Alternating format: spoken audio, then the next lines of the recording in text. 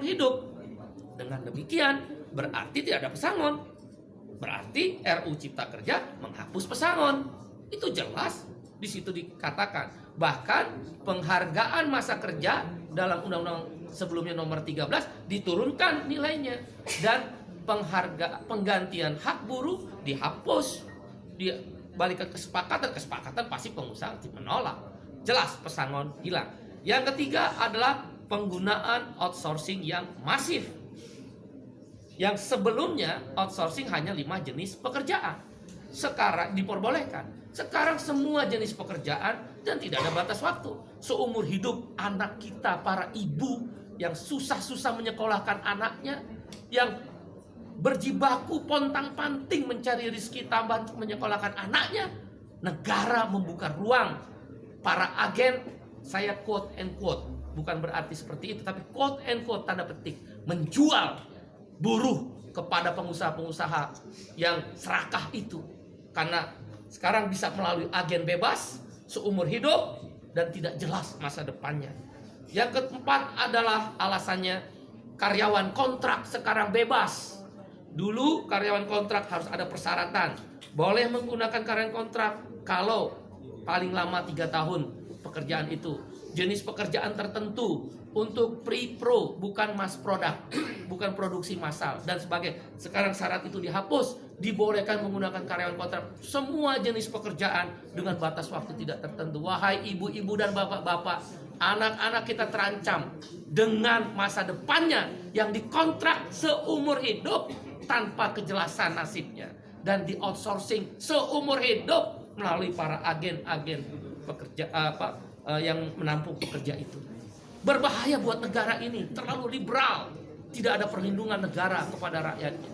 Yang kelima adalah social security, jaminan sosial dihapus, khususnya jaminan kesehatan dan jaminan pensiun. Dengan berlakunya upah per jam atau istilah dalam undang RU tersebut persatuan waktu, maka tidak ada lagi kewajiban untuk membayar jaminan kesehatan dan jaminan pensiun. Bagaimana menghitung pensiunnya dengan upah per jam? Ditambah dengan adanya outsourcing dan karyawan kontrak yang bebas, siapa yang bayar jaminan pensiun para buruh dan pekerja itu? Dunia pekerjaan Indonesia terancam, pekerja-pekerja lokal terancam. Ditambah yang keenam alasannya adalah tenaga kerja asing. Dulu harus mendapatkan izin menteri, sekarang hanya sekedar pengesahan tanpa perlu izin menteri. Siapa yang kontrol bahwa buruh kasar tenaga kerja asing bisa masuk? Sekarang saja yang ada izin tertulis menteri bisa hilang, bisa banyak orang buruh kasar tenaga kerja asing masuk. Sudahlah outsourcing, sudahlah kontrak bebas, sudahlah upah murah, sudahlah masa depan tidak ada, buruh-buruh asing bisa bekerja di startup dan lembaga pendidikan sekarang bebas untuk memakai jasa tenaga kerja asing. Itu berbahaya, mengancam pekerja lokal. Yang ketujuh adalah yang kita sebut dengan waktu kerja. Sekarang ini maksimal adalah 7 jam sehari dalam 6 hari kerja, Senin sampai Sabtu, atau 8 jam sehari dalam 5 hari kerja, Senin sampai Jumat. Dalam RUU Cipta Kerja dihapus semuanya. Hanya dikatakan maksimal 40 jam seminggu. Berarti orang boleh bekerja, buruh dipaksa bekerja 14 jam seminggu. Dan buruh tidak diberi waktu istirahat, karena lemburnya boleh 18 jam dalam sehari. Dalam seminggu, maksud saya 18 minggu. Waktu kerjanya tidak lagi 7 jam atau 8 jam. Ini berbahaya untuk masa depan perlindungan kaum buruh. Dan hal-hal lainnya adalah sanksi pidana dihapuskan dengan RUU Cipta Kerja yang baru ini. Orang tidak bayar, pengusaha tidak bayar upah, tidak ada sanksi pidana. Terlambat bayar upah, tidak ada larangan. Kalau begitu kalau saya pengusaha bisa bayar upah 3 bulan sekali dong. Di mana negara kalau begitu? Kalau memang tujuannya investasi, kenapa tidak ada perlindungan? Kita setuju investasi, yang tidak kita setuju adalah tidak ada perlindungan. Dan kemudian hal lainnya yang ke-9 adalah bahwa PHK jadi mudah sekarang. Nggak perlu lagi ada negosiasi dan perundingan dengan serikat buruh, langsung ke PHI, dan PHI bisa langsung memutuskan Pengadilan Hubungan Industrial. Karena itu kami berpendapat 9 alasan KSPI menolak RUU Cipta Kerja yang sudah resmi diserahkan DPR akan dilakukan perlawanan.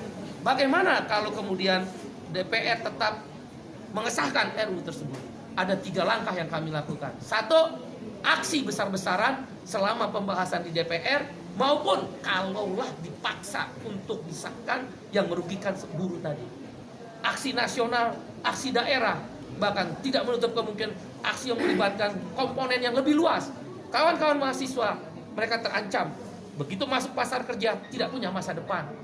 Para ibu-ibu, bapak-bapak terancam karena mengeluarkan biaya tinggi untuk menyekolahkan anaknya. Tidak punya kepastian masa depan untuk anak-anaknya. Para pemuda-pemuda dan pemudi terancam, nggak mungkin mau menikah karena outsourcing dan karyawan kontrak. Indonesia terancam, darurat terhadap kesejahteraan Indonesia. Karena itu aksi besar-besaran melibatkan semua masyarakat yang lebih luas dan masif akan dilakukan. Di DPR, di pemerintah, di daerah, bahkan boleh jadi secara nasional akan dilibatkan aksi yang lebih besar-besaran. Menghentikan produksi kalau memang